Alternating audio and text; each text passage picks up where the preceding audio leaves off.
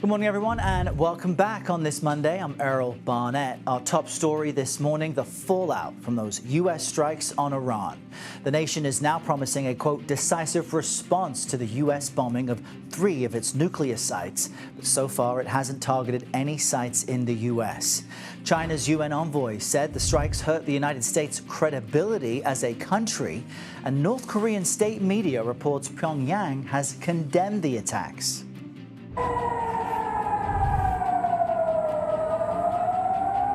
And the fighting between Israel and Iran does not appear to be slowing. You just heard their sirens sounding in Haifa, Israel, and in Jerusalem, warning people of a potential incoming attack. And here you see people taking cover in what appears to be a train station. And Israel says it is carrying out strikes in Tehran today. We've got team coverage for you on this morning. Our Weijia Jiang is at the White House. Charlie Daggett is at the Pentagon. But let's begin with CBS News senior foreign correspondent Debora Patta in Tel Aviv. Deborah, good morning to you. Israel and Iran continuing to attack each other following those strikes over the weekend. Update us on the fighting from your vantage point at this hour. Well, Errol, as you reported it just now, the morning began here with sirens warning of another wave of Iranian missiles.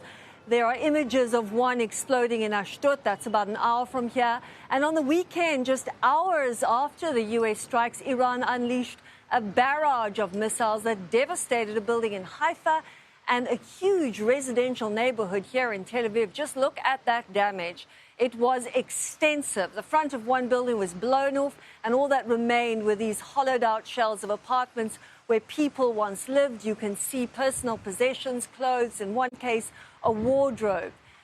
Now, this is all amidst the rubble that was still standing there.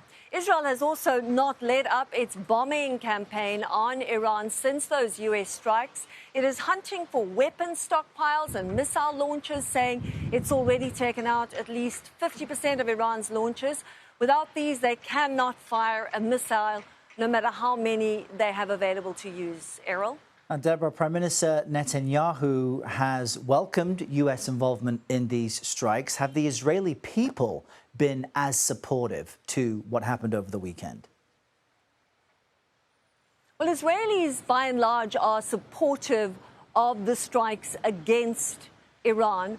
But there's both elation and fear. There are many Israelis who've been cheering on the U.S., saying that they thank them for supporting them and also for stepping in this way. But there are others who are very worried that this could escalate tensions in the region and provoke an even fiercer response. And we saw in Iran this morning there were huge protests, yesterday, with some Iranians demanding harsh retaliation against both Israel and the U.S. for the weekend strikes.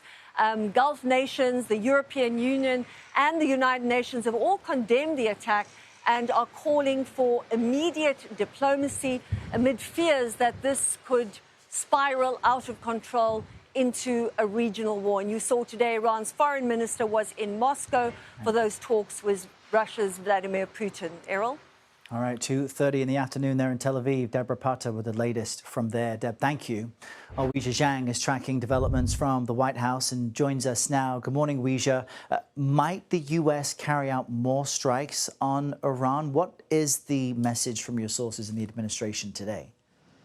Well, Errol, it is exactly what Deborah just laid out. The administration is reiterating that they believe that the ball is completely in Iran's court. They are urging Tehran to come back to the negotiating table and hash out an agreement to abandon its nuclear program. But, given what has just unfolded in the past 48 hours, it is difficult to imagine how that is going to work, to be frank. But today, Iranian officials are having meetings to talk about, potential step forwards. And, Errol, the bottom line is that they are trying to signal that this is what the White House wants. This is what President Trump wants, is to have some sort of a deal. At the same time, they are warning that if Iran chooses a different path, that there will be consequences. So you're right in that his initial remarks after the attack on Saturday night, President Trump baked that warning into his remarks to say that Iran must choose peace quickly, or they will see tragedy unfold yet again. And so that is the message directly from President Trump. He also claimed that there are several other targets that they could hit. So to answer your question, the U.S. is not ruling out more attacks. They are saying it really depends on Iran, and if necessary, they will respond again. And meanwhile, Weijia, there's a bit of a warning coming out of Congress. Most Republicans back the president's decision, but Democrats are really slamming this strike without receiving any congressional approval. What's the latest on that? That's right, Errol. Democratic leaders have been quite vocal about this because they argue that in order to go to war, you need congressional authority, which the president did not seek. But we did hear from the Vice President, J.D. Vance, and he says, quote, the idea that this was outside of presidential authority, I think any real serious legal person would tell you that's not true. He goes on to make the case that this is not war. He says we are not at war with Iran. We are at war with Iran's nuclear program. And he said this was a very targeted, precise attack that did not attack civilians, that did not attack civilian infrastructure, but really had one sole purpose, which was to take out the nuclear capability. Of course, Iran has a very different idea of what this is, Errol. All right, Weijia Jiang with those headlines from the White House. Weijia, thank you.